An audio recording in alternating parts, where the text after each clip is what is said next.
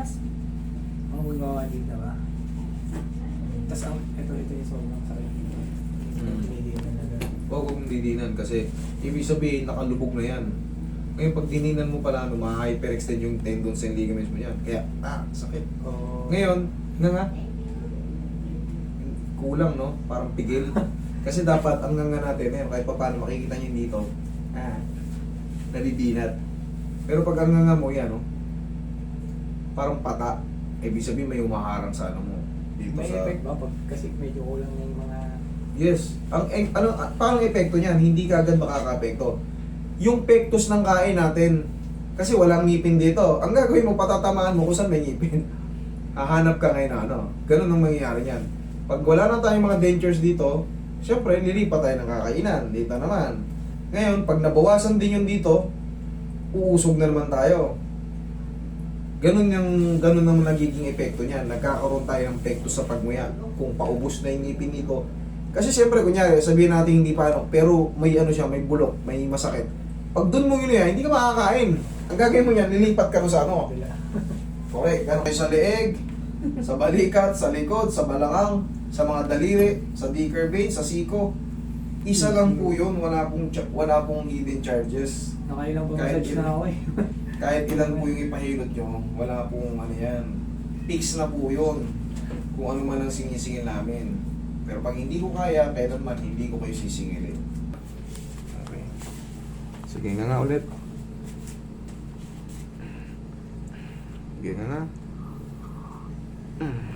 Okay, wait lang. Diyan ka lang. Ngangang malaki. Ngangang malaki. Dahan-dahan, Sara. Sara. One more. Nga.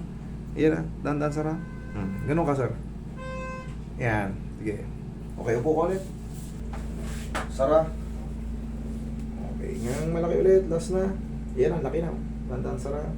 Isa pa. Nga. Yan na, laki na. Sara. Okay. One more, last na malaking nga. Nga. Dahan-dahan, Sara. Ngayon, Sara lang, Sara lang, Sara. Okay. Ngayon ang mangyayari dyan, idol, may matitira dyan na parang irritation or yung pinaka-trauma ng pain sa nangawit nating mga masseter muscle and pterygoid. So, 1 to 3 days, babalik na yan sa normal. Ang mahalaga, kailangan na maramdaman mo ngayon, makanganga ka na, tapos, konting pain lang. Pag gano'n ang nangyari, goods na yan. Antay na lang tayo ng paghupa ng mga na-stress nating mga ligaments and tendons and muscle dyan sa jaw. Pero pag nangyari sa'yo, sir, parang, ano, lalong sumakit, konting ano lang. Hindi pwede. Papalitan pa natin. Ano. Pero pag nangyari, nakakanganga na ako pero may naiiwang konting pain dito. Irritation. Normal lang yun. Kasi paglipas ng mga ilang araw, mawawala na yung ngawit na yun sa kinrate niya ng 1 linggo na siyempre araw-araw tayo kumakain eh. Kahit masakit, hindi tayo pwedeng hindi kumain. Mamamatay tayo pag hindi tayo kumain. Ganyan kaya doon. Ganito ang paghikap na natin. Kaya, hindi lang, ganito. Tingin mo,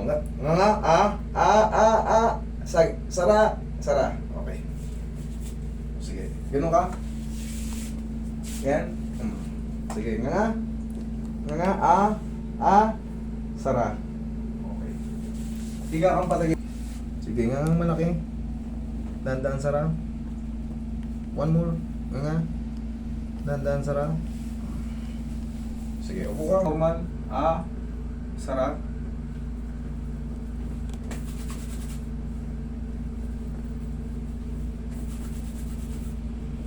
Check mo ngayon, nga. Sara. Sakit pa siya? Lumaki na. Lumaki na.